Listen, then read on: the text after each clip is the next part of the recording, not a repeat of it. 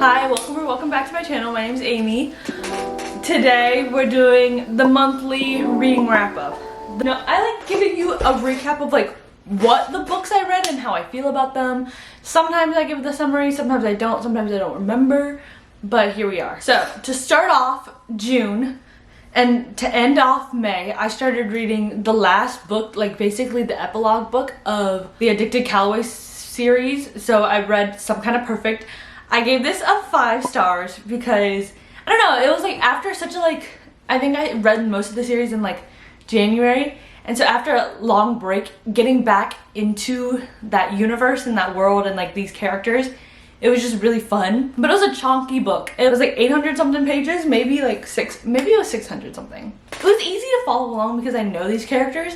So it was nice to like know and like read about them again. Like there wasn't much plot. It was mostly vibes. Skipped around a lot, like the timeline skipped around because they like tried to introduce all the other kids that they had. Next I read Powerless by Lauren Roberts. I gave this a 3 stars. Here's the premise of the book that really got me intrigued, and the premise sounds nice. In this world, there are elites and there are powerless people, and all the kingdom is trying to erase all the powerless people because they think it's like the plague, and it like makes them weaker or something like that. And our main character's powerless. She doesn't have a power, but she like pretends that she's like psychic. She saves the prince.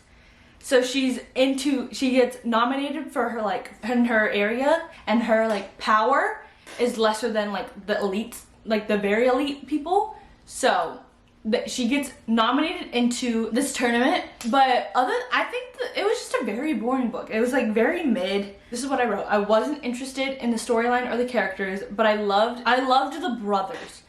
They're like 2 royal brothers. The one that's going to be the king, and then the one that's not going to be the king, but he's like going to be like the guard. I just said the storyline was kind of basic. It wasn't intriguing. I wasn't entertained that much, and I just really wanted to get done with the book. Next I read An Ember in the Ashes by Sabar Tahir.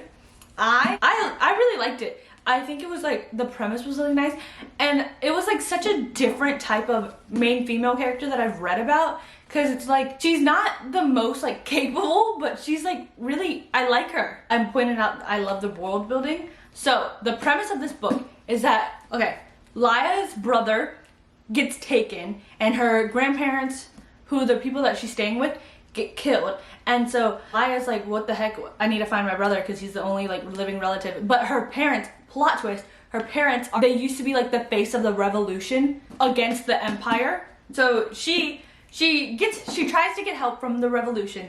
The revolution's like, oh, she needs to pose as a slave for the commandment, which is surprisingly the main guy character's Elias's mom. So he's like a big top-notch soldier that everyone knows and like respects and stuff like that. And so they have to go into this tournament to see who can become the emperor. So he's with his best friend, Helen, and all that. So that's how the story plays out. She's pretending to be a slave. She wants to find her brother, wants to break him out of prison because he's like taken. So yeah, and then they meet along the way. I gave this one a 4 stars. I really liked it. And it, like, the author did such a good job of like writing bad characters. Like you want to hate them. Like you physically hate them so much. I said that this gave We Hunt the Flame vibes because I don't know, I just liked it. It reminded me of that, so that bumped it up a few points.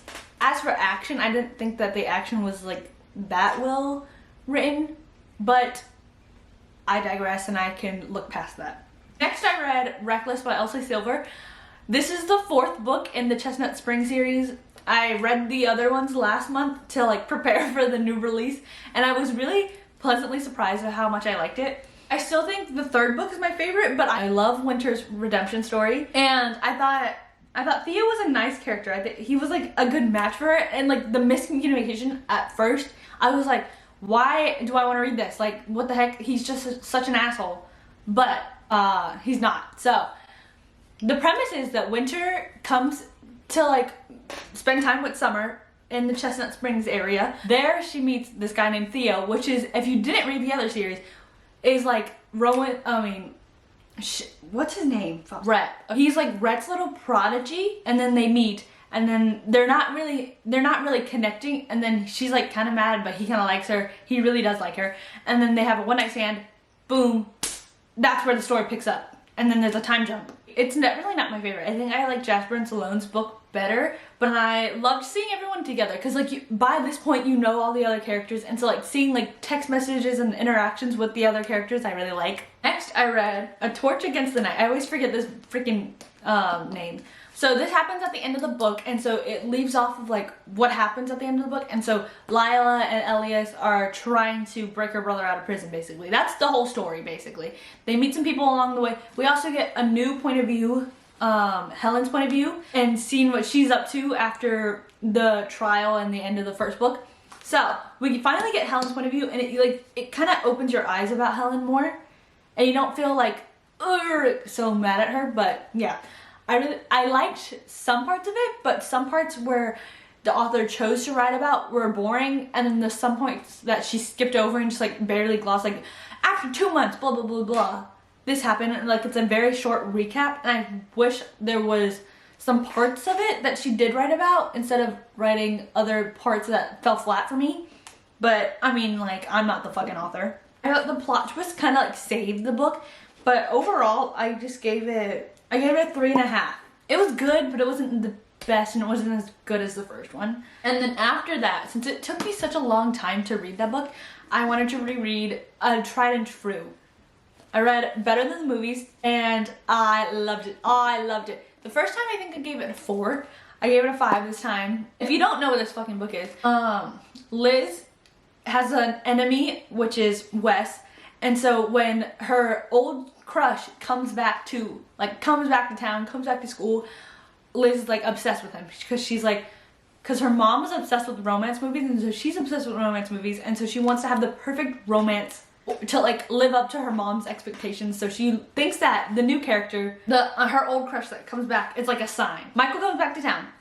That happens, and so Michael's friends with Wes, and so Liz is like, oh, Wes, you need to get me in. You need to get me in. I'm so excited for the next book, which is dual POV. Like, Liz is kind of annoying. I'm not gonna lie. She's like a little like insufferable at points, but I love her, and I also love Wes. Next, I read The Hotel Nantucket by Ellen Hildebrand, and I know a lot of people love Ellen's writing, and I like hear a lot about this book specifically, so I wanted to give it a try, see if I liked one of Ellen's better books, to see if I would like her as an author. I don't like it. I didn't like it. I gave it a 3.75. It was okay, but it wasn't the best. So because of that, I don't think I'm gonna read Ellen Hildebrand's other books because I wasn't that connected to the storyline. I just like, there were so many characters to the point that I was like, oh man, there's too many people to keep up with, that I was like, cause it's not like dual POV, it's like multi POV, and it's like it's a lot to take in. To premise the story, the Hotel Nantucket burnt down. This other big business person buys a hotel. He's like, I want to make this into a luxury hotel. He hires Lisbeth to be the manager of the hotel. She's hiring everybody. You meet all the crew members and stuff like that, and then it plays out. But turns out Hotel Nantucket is haunted by this ghost, Grace, and you find out why she haunts the hotel and what happens to the hotel altogether, because they're trying to get basically a 5-star rating by this really renowned like hotel reviewer, so they're trying to get 5 stars. Next, I read Love Theoretically by Ali Hazelwood. I gave this one a 3.75, and this is my first Ali Hazelwood book because I was like a little like scared of the love hypothesis and her other book, but I think out of the 2 books that I've read this from her, it's my favorite book. I don't know, I just like the characters in this a lot more, and I feel like, well, it wasn't as sciencey. I feel like it wasn't as sciencey. It was like nice to like see how the story progressed, and I was excited to read it. So I stuck it out because in the beginning it was a little cringe and I didn't want to read it, and I was about to DNF the book, but I kept going on and it really got better, so that's whatever. Like, it was a little cringe. It was like too try-hard millennial, as I put it on my notes app. But the premise is, Jack and Elsie are the main characters of the book. But Elsie is like a serial fake dater. So she's like on this app, and then she gets paid. But she's also like poor, or maybe she's still in grad school. I don't really remember. But you know, like students are freaking like poor. So she gets extra money by being this, and she's also like a professor's like assistant. I don't know what it's actually called. I don't know what they use in the book, but it's like, that's how it kind of like correlated to me. I got a good job as like a researcher for, I think there's two different like sides, theoretical and experimental. Jack's experimental, Elsie is theoretical, and then he used to write a bad like publicity thing for theoretical physics, and so now they're beefing, like their departments are beefing, right? And so she wants this job because she's poor and she wants the money, and this is a really good research position because, oh my god, my battery's about to die, but whatever. Next, I read The Love Hypothesis. I didn't love the stories too much. I liked Olive's friends, and in my opinion, I thought Adam was a little 2D, so I didn't really like him that much. He was just like, he didn't have as much personality as Jack, so yeah, that's why. I give this one a 3 stars. Everyone knows The Love Hypothesis. It's like, it's just fake dating, right? And he's a professor, she's a grad student. He's not her professor, so okay, whatever. Next, I read Red Rising by Pierce Brown. I gave this a 4 stars. I know everyone's reading this. I don't know, sorry, my battery died. But back to Red Rising. I was marketed to this as Hunger Games in space. In my perspective, this is nothing like Hunger Games. And I didn't get any Hunger Game vibes for it. But it's a sci-fi book, and I think like the world building and like the introducing the sci-fi aspect was really nice. Main character, Darrow, is like, he's the red group, and so reds, and like there's different colors like pinks, greens. The top people are golds, and so you want to be a gold person, but in the red people are like trying to like terraform, is what I'm basically understanding, terraform Mars in hopes for like everyone to move to Mars, basically, right? So Darrow, I can't really say the premise of the book without spoiling it, but it was pretty good. I gave it a 4 stars. Some parts were a little boring, like parts of the middle chunk of the book was really boring, and then I saw the plot twist coming that everyone's like, oh my god, it's crazy. I saw it happen. I read the context clues and I was able to decipher what was happening. So I think that was the point where like Haley Pham was like, this is a 6-star book. It was just pretty basic for me, and I was like, okay, it's a book, and I really liked it, and this is like picking it up after being boring for a little bit. But yeah, I'm gonna read the other books. I'm excited because it left off in a good area, which I am excited for. My battery and SD card were full, so yeah, I did cry the first 50 pages, so that's that. I'm excited to read the other books. Don't know when that's gonna happen. I'm not in the like sci-fi mood right now. Like, I'm not in the mood to progress the story. The last book that I read this month was Sorcery of Thrones by Margaret Rogerson. This book took me so long, and I know A Clockwork Reader, I think she rated this one 5 stars. I gave this one 3 stars. But to be honest, the premise of the book, Elizabeth is an apprentice at a library. She's an orphan, so she's like been raised in the library system her whole life, and so apprentices like learn to be, I think, wardens. And wardens they like protect the grimoires, and so make sure like other people don't like take the grimoires out, because inside the grimoires are like big magic or like demons inside of them. So yeah. So this whole society doesn't like sorcerers, and they don't like, well, Elizabeth, like in the librarians don't like sorcerers. But she meets a sorcerer, Nathaniel. Nathaniel has a demon, Silas, and those Nathaniel and Silas, the best characters of the freaking book. And like, I didn't care about Elizabeth. I just didn't care, and like the author could have done so much to make me care for her. There was no she had no personality to me. But the only 2 distinct characters that had personalities were Nathaniel and Silas. And so they really bumped the book up, because I really liked them, and I liked what happened to them. I liked finding out what was going on in their lives and stuff like that. But yeah, I think it's because the writer like wrote Silas and Nathaniel's characters to have depth. Like, they had a past that I cared about, and I wanted to see how they were gonna like overcome this past. But the author really gave me nothing for Elizabeth. I was like, okay, and that's all I read this month. And overall, 11 books, not that bad, because I've been working like 30 hours every week. So, all things considered, I'm pretty proud of myself. But yeah, that's all she wrote. That's all she read. I don't know what I'm gonna read. I don't know what I'm in the mood for. I want to finish An Ember in the Ashes series. I want to read Kale Walter's new book, like Meet Me at Midnight and stuff like that. That's the Taylor Swift lyric. What Happens After Midnight. I think that one's really, it's catching my eye. I think I am gonna read Magnolia Park's A Long Way Home.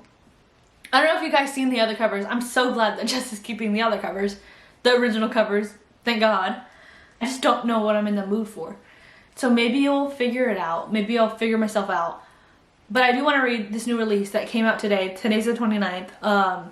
Olivia Wilde's like House of Striking Oaths. I want to read that one. I really liked the other 2 books in the series. So I don't know. Maybe my reading is going to go downhill. But I'm still excited for new books. I'm excited to read books. I just don't know what I'm in the mood for. There's like nothing that's screaming my name. I hope you guys had a good June. A good June reading month. And I'll see you guys hopefully in my next video. Bye guys! Yippee! Bye guys. Bye! I always forget to take thumbnails. And it's so embarrassing. It is so embarrassing. Oh, my makeup looks pretty good. Oh, I don't know if you noticed, but I got a new camera.